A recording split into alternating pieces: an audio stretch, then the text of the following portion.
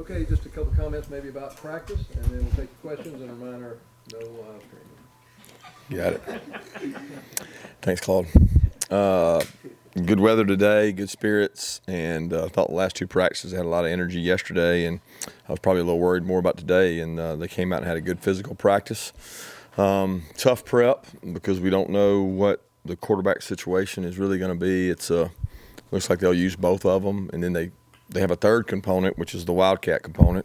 So there's really three things there because Bowden can throw the ball, and he's a really good athlete. And they got Wildcat guys who can throw the ball. Then they've got a quarterback who is cleared enough and healthy enough to throw the ball. So they're a good physical football team. Then defensively, they're really big up front. You know, they got a couple of those guys back from last year up front. So trying to get some looks from that, and our guys seem to be practicing well.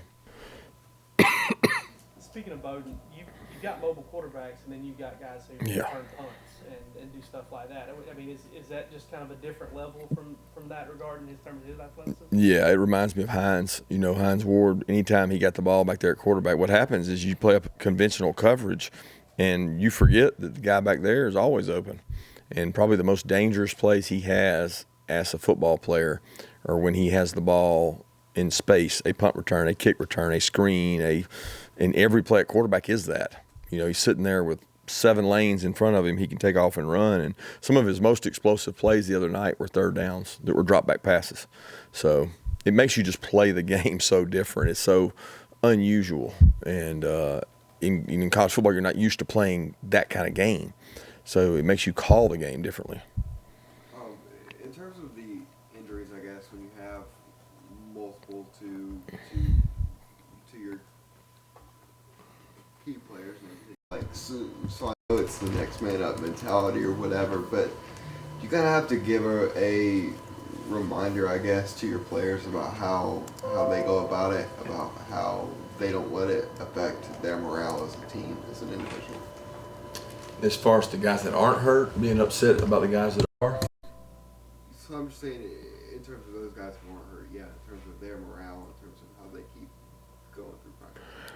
Yeah, I really don't think it affects those other guys. I think it probably get a little anxiety out of the backup guy who maybe hasn't played as much, or in some cases he has. But we got a lot of them dinged up out there. A lot of them, particularly in this last game, were in and out, and some guys still beat up out there today. But that's life in the SEC. I mean, to be honest with you, it's like that across the board.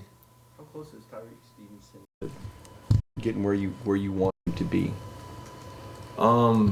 Tyreek he had a good week of practice last week, and he actually played in the game when Mark Webb's injury occurred. He had 2 opportunities to make tackles. He missed those opportunities. One was a close sack. I think that's more of an experience of playing, not a lack of ability. But those are the growing pains you have to go through when you play guys that are getting their first considerable playing time. But he's still in a battle at money to play, and he's still in a battle at corner to play. And he's still learning our defense, and he's becoming a better practice player. Coach, obviously, you've had a couple of busts this year, particularly on that right side. I know that every play is different, but is there any general summation of what is taking place over there on that side in particular, where the Tennessee and South Carolina games similar in that how that the guy's able to get open? I mean, really, we had a busted coverage against Tennessee, but it was a good design play. I mean, it was a double move where guys, they don't bust, you get beat, and there's kind of a difference, you know. I mean, if you bust, you don't know what to do. And then if you get beat, you get physically beat by a route. So, and we got beat on a double move against Tennessee. It happens. It's unfortunate, and you learn from it. And then against South Carolina, just had bad eyes. I mean, somebody's got somebody, they got to take them, and they don't. So it's not about the right or left side. It's not about this guy or that guy. It's not about the coverage called. It's about the discipline to do my job when it matters most, and that's what it boils down to. I mean, we talked a long time today to our guys about explosive plays. We're 18th in the country in not giving up explosive plays defensively, and we're 30-something in offense with explosive plays. So we're trying to move up in both those, and the best way to do that is work on it. What was an explosive play in that metric? That metric, I'm not sure. For us, 12 and 16. It's 12, passes 16, but the metric we're looking at is whatever NCAA football looks at. that Lawrence Cage maybe had a little longer than what you first anticipated? Well, it's probably a week. I mean, it's not looking good this week, but it's going to be week to week how fast he heals and everything. And then kind of following up on the thing on solid explosive plays and everything. Just in terms of I have goals for everything, whether it be offensively or defensively. Does that kind of help you guys with turning around, bouncing back? I guess with you, so you can say you need to do this, this, and this. Does that help to have this laid out? Well, we have goals every game. Our goals are extremely lofty. Like if you came in and saw what our goals are defensively and offensively, I mean, every year I'm on the coaching staff. Everybody wants to change the goals because they're crazy goals, but we make some game by game goals, and when we don't make some, and you're always trying to set the golden standard, whether it's how many first downs you give up, red area attempts, 3 and outs. I mean, we have a metric that we've used for almost everything, and we haven't had a game defensively that we've made over 7 of our 10 goals. But to be honest, we didn't have any last year either because our goals are really high. But I think that our kids recognize that they're aspiring for excellence, not perfection, and they got to improve. But that's the same way on offense. So we have high targets, and we aim high and try to hit them. How has Nolan Smith progressed so far this season? You know, he made a heck of a play in the game late. He's effort guy. You know, he runs that quarterback down late in the game, and just extremely a good effort. He had 2 times that he's, you know, that he's right all over the quarterback as he's throwing the ball on boots and nakeds, and that was a really athletic guy. So I think he's improving rapidly. He played the counter well, which is, you know, one of his pitfalls is going to be playing run against big people, and he did an excellent job squeezing and bouncing back. I mean, he continues to get better and show promise, and we're playing him quite a bit. Kirby mentioned some of the guys that they have that are big on the defensive line. What's key for you guys on the offensive line to get movement better than you did last week? You know, I would say consistency again. I mean, when you have a rush efficiency goal to be a high level and you make it, but yet you don't make your run average, it's tough because you're sitting there going that you're over 56% efficient. We've never lost a game that we've been over 50% efficient run. So for these guys, it's different. It's a completely different style. They are more of a 4-3 style last week. These guys are more of a 3-4 style. It's similar to us, but they're playing more over this year than they have in the past. They got really big physical guys. It'll be important to get movement, but it'll also be important to allow the backs to cut back and find lanes to get the ball on the perimeter as well. So it's always important up front that you can establish movement and displacement. It's what I like to call it. If you can get displacement, and that's big. We had some good displacement last week. We just didn't do it consistently. How much has the shuffling around with guys being deep messed with continuity? I mean, I know it's next man up and all that stuff, but some guys may be doing some stuff they're not quite as familiar with and making that transition in the game. As far as what position? Well, like Cade moving over to left guard. I mean, I know he's probably practiced there some, but hasn't played there a ton in games, stuff like that.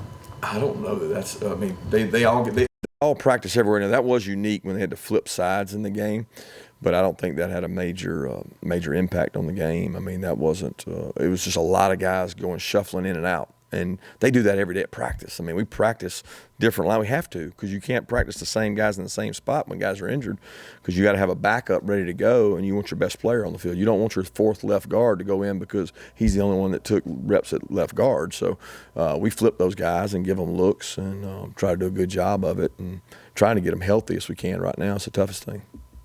When you watch Nolan play, is there anybody that comes to mind in terms of comparisons, or is he kind of his own mold as a player? Who's that? Nolan. He's a high motor guy. I mean, nobody really jumps off the page at me. He can play so athletic and so fast and so explosive that I don't think people account for how twitchy he is up there. And he's really disruptive, and he's a good compliment to Aziz because Aziz has been a good run defender for us. And Nolan's been a good movement guy that's quick, but I don't know who you'd compare him to. What is it for young receivers to become accustomed to the type of press coverage that they get in this league? Is there typically a pretty steep learning curve there? Or is that something where the light just comes on? It's different now. I mean, even out there at practice, we've got, you know, good corners that during camp, when you go up and press on people and get your hands on them, you can affect the timing of people. This is a press league. I mean, you're going to go play South Carolina, Florida, LSU, Alabama. I mean, every team across the board likes to get their hands on you and try to disrupt timing. So it doesn't matter if you're a freshman all the way up to a senior. You better be the attacker and not getting attacked at wide out, because if you let them, they'll maul you in this league. What's Trayvon Walker dealing with? How long might he be? He had a couple weeks ago, or no, it was last week, I guess it was, before. I forget when it was. Y'all asked me something. He had something bothering him, and then they ended up finding out what it was. He had to get a surgery on his wrist, but he's expected back real soon, like next week. How do you feel about the communication of the play call coming in to? Much better since I talked about it. Since the last time, I forget when it was, when I was so frustrated. Maybe the Notre Dame game. It's been much cleaner. We've done a lot of things at practice to clean it up the last couple of weeks. It's been much more efficient coming in. I didn't know if that had any impact on No, we talked about it the other day. It had no impact on that play. That play was in early. So. In regard, I mean, I guess kind of in the same vein, James Coley, 6 games. What do you feel like he's done well as a coordinator? What's kind of your overall evaluation of him? I talked about it the other day. Again, I'm not judging and basing things on that. I mean, that's public opinion. I think that right now, offensively, we've got an identity that we've got to create more explosive plays. We cannot turn the ball over. And if you don't turn the ball over, you're really not talking about a lot of things, because when you go back and watch the tape, there was a lot of successful runs in there, as many as there were that weren't. And like I said, we've never lost a game that we were efficient in the run game. It's hard to make our efficiency chart, and we made it. Now, again, some of those are 3rd and 1s. You get a 2-yard gain, that's a successful run on 3rd and 1. If it's 3rd and goal and you score and it's a 2-yard gain, it's not good for your average, but it's great for your efficiency.